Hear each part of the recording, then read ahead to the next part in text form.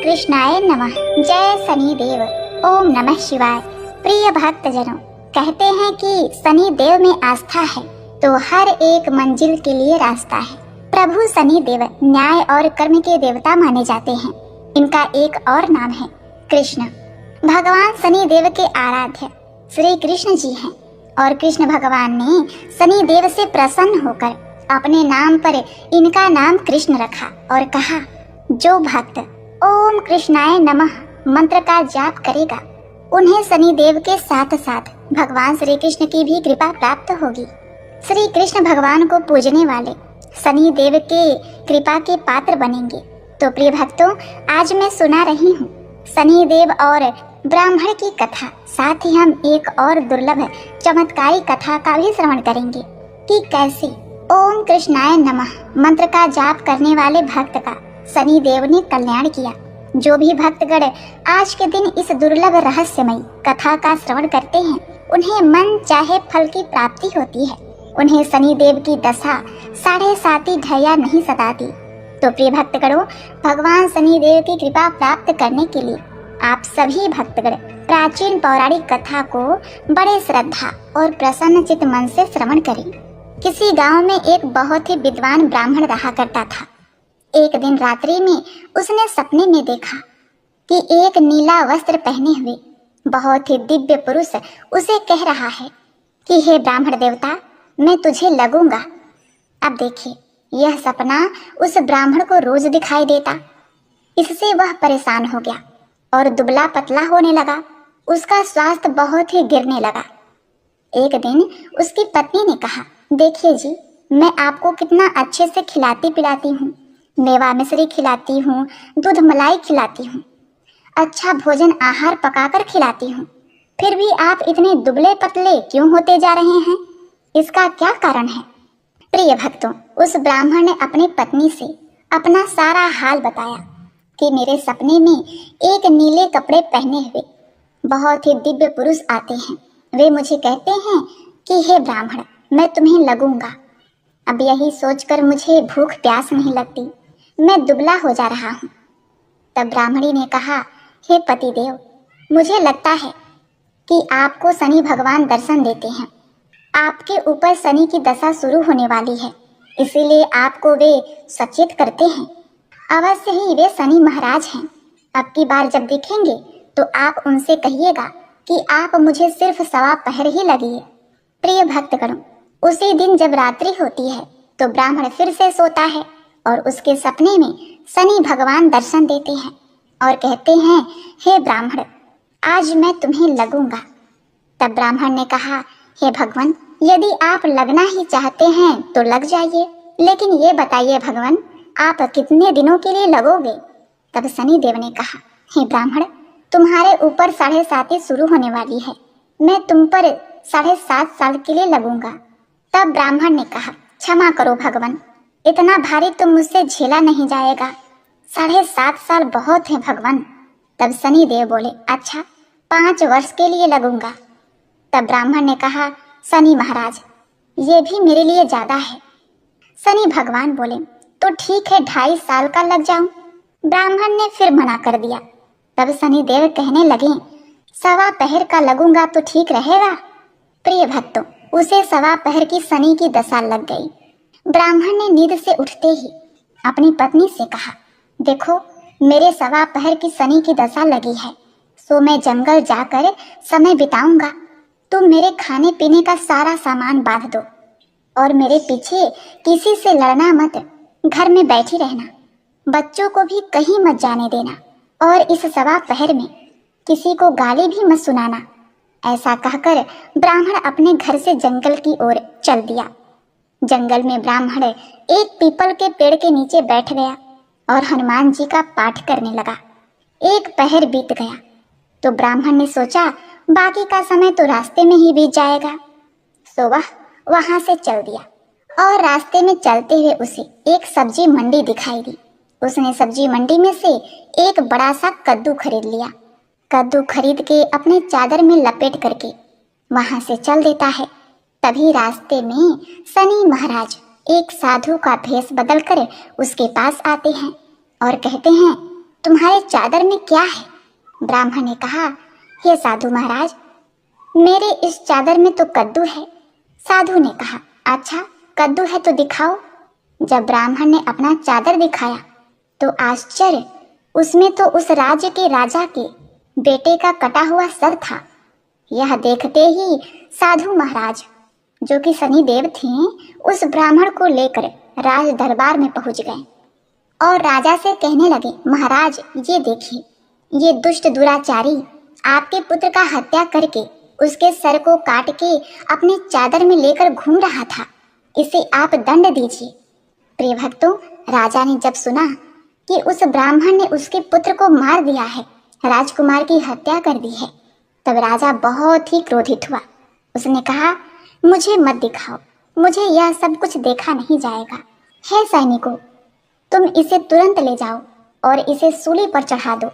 प्रिय भक्तों, जब नगर में यह समाचार मिली कि राजा के पुत्र का सर कट चुका है, एक ब्राह्मण ने उसकी हत्या कर दी है, तो नगर में हाहाकार मच गया और उस ब्राह्मण को सैनिक सूली पर चढ़ाने के लिए ले गए। जब फांसी पर चढ़ाने ही वाले थे, तब जैसा कि नियम होता है, मरने वाले से उसकी अंतिम इच्छा को पूछा जाता है, तो सैनिकों ने भी ब्राह्मण की अंतिम इच्छा को पूछा। सैनिकों ने कहा, हे ब्राह्मण, बताओ तुम्हारी अंतिम इच्छा क्या है? प्रिय भक्तगणों, ब्राह्मण ने सोचा कि यदि किसी प्रकार कुछ समय तक के लिए फांसी रुक जाए तो शनि की दशा का 1.25 पहर पूरा हो जाएगा। यह सोचकर उसने कहा, भाई, मैं बचपन से नित्य बालाजी की कथा कहता सुनता आया हूँ, आज मरने से पहले अंतिम बार कथा कह लेने दो। अब क्या था, फांसी देने वाले सैनिकों ने उसकी आखिरी इच्छा पूर्ण होने तक फांसी रोक दी। कहानी कहते कहते 1.25 पहर पूरा हो गया, शनि की दशा खत्म हो गई। अब इधर देखिए, राजा का जो पुत्र था राजकुमार, वह जंगल से शिकार खेलकर वापस राजमहल में आ गया। राजमहल में राजकुमार को देखते ही राजा बड़ा ही प्रसन्न हुआ, लेकिन मन ही मन उसे डर भी लगा। यदि उस निर्दोष ब्राह्मण को फांसी चढ़ा दिया गया होगा तो ब्राह्मण हत्या का दोष लग जाएगा। अब क्या था, राजा ने 2 घुड़सवार को जल्दी से फांसी घर की तरफ दौड़ाया और ब्राह्मण को आदर सहित दरबार में आने का हुक्म दिया। ब्राह्मण राज दरबार में उपस्थित हुआ तो राजा ने क्षमा याचना मांगते हुए कहा कि आपके बगल में जो चादर है उसे खोलकर दिखाओ। राजा के आज्ञा के अनुसार ब्राह्मण ने चादर खोली तो उसमें कद्दू था। राजा ने ब्राह्मण को बहुत सा धन दिया और पूछा, हे ब्राह्मण देवता, मुझे यह समझ में नहीं आया, इस सब के पीछे क्या रहस्य है? ये सब क्यों हुआ? आखिर ये सब था क्या? तब ब्राह्मण ने कहा, हे महाराज, मुझे 1.25 पहर की शनि की दशा लगी थी, इसीलिए यह सब कुछ हुआ। राजा ने कहा, हे ब्राह्मण देव, शनि की दशा किस प्रकार टलती है? ब्राह्मण ने कहा, हे राजन, यदि राजा या सेठ को यह दशा लगती है तो काला हाथी या काला घोड़ा दान करना चाहिए। गरीब को शनि की दशा लगती है तो पीपल की पूजा करें और बोले, साचा शनिचर कहिए, जाके पांव सदा ही पड़िए। शनि की कहानी सुने, तिल तेल और काला उड़द आदि का दान दें। काले कुत्ते को तेल चुपड़ी रोटी खिलाएं तो शनि की दशा उतर जाएगी। अब देखिए, राजा ने उस ब्राह्मण को कद्दू वापस कर दिया। अब घर आकर ब्राह्मण ने कद्दू अपनी पत्नी को दिया। जब उसकी पत्नी ने सब्जी बनाने के लिए उस कद्दू को काटा तो उसके बीजों की जगह हीरे मोती निकलने लगे। ब्राह्मणी ने पूछा, हे पतिदेव, ये सब क्या है? इसमें से हीरे मोती कैसे निकल रहे हैं? इसे कहाँ से लाए हैं आप?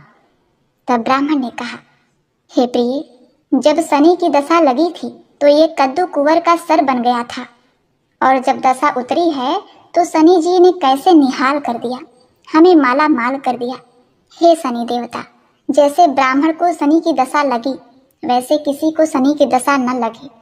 जैसे ब्राह्मण को धन दौलत मिला वैसे सबको धन दौलत मिले।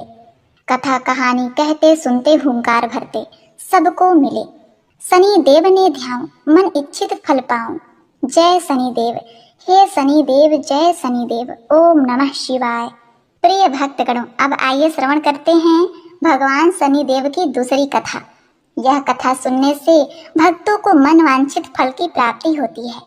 नर्मदा नदी के किनारे एक गांव में बहुत ही बड़े साहूकार का परिवार निवास करता था। साहूकार की मृत्यु हो चुकी थी। घर में साहूकारनी तथा उसके 2 बेटे, एक बड़ी बहू थी। साहूकारनी का छोटा बेटा मानसिक रोग से ग्रस्त था। उसकी मानसिक स्थिति ठीक नहीं थी। साहूकारनी की बड़ी बहू तारा को विवाह के कई वर्ष बीत गए थे, पर अभी तक उसे संतान नहीं हुई थी। तारा को सदैव यही भय रहता था कि कहीं उसके पति संतान पाने के लिए दूसरा विवाह न कर लें। यदि उसके पति ने दूसरा विवाह कर लिया तो उसे सौतन का दुख सहना पड़ेगा। प्रिय भक्तजनों, इसी डर से तारा ने एक योजना बनाई और उसने अपने घर में काम करने वाली नौकरानी चंदा से अपने देवर चंदन का विवाह कराने के लिए अपनी सास साहूकारनी तथा अपने पति को मना लिया। चंदा स्वभाव से बड़ी ही दयालु तथा कृष्ण भक्त थी। वह बचपन से ही उसी साहूकारनी के घर काम करती थी। उसका अपना कोई नहीं था। अब चंदा का विवाह मानसिक रोगी चंदन से करा दिया गया। कुछ साल बाद चंदा ने एक सुंदर पुत्र को जन्म भी दिया, किंतु चंदा की जेठानी तारा ने चंदा का बच्चा छीन लिया और उसे घर से धक्के मारकर बाहर निकाल दिया। और तारा ने अपने पति को भी अपने पक्ष में कर लिया। प्रिय भक्तगणों, बेचारा चंदन तो मानसिक रोगी था। वह कर भी क्या सकता था, और वह साहूकारनी चाहकर भी कुछ न कर सकी। प्रिय भक्तगणों, दरअसल ये तो तारा की चाल थी। उसने तो कभी चंदा को अपनी देवरानी माना ही नहीं। वह तो सिर्फ चंदा से उसका बच्चा लेना चाहती थी ताकि उसे पाल पोस कर अपना नाम दे सके।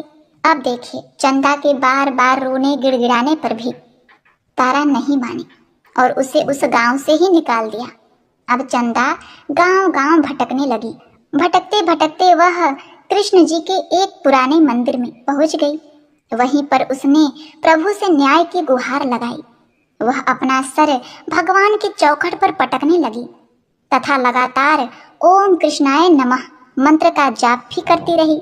प्रिय भक्तों, उस स्त्री की करुण पुकार न्याय के देवता शनि देव ने सुनी तथा भगवान श्री कृष्ण के आदेश से तुरंत चंदा के पास उपस्थित हो गए और साधारण मनुष्य का रूप धारण करके उसे अपने आप को कष्ट ना पहुंचाने के लिए कहा और कहा कि हे बहन, तुम भगवान श्री कृष्ण पर विश्वास रखो और ओम कृष्णाय नमः मंत्र का जाप करती रहो।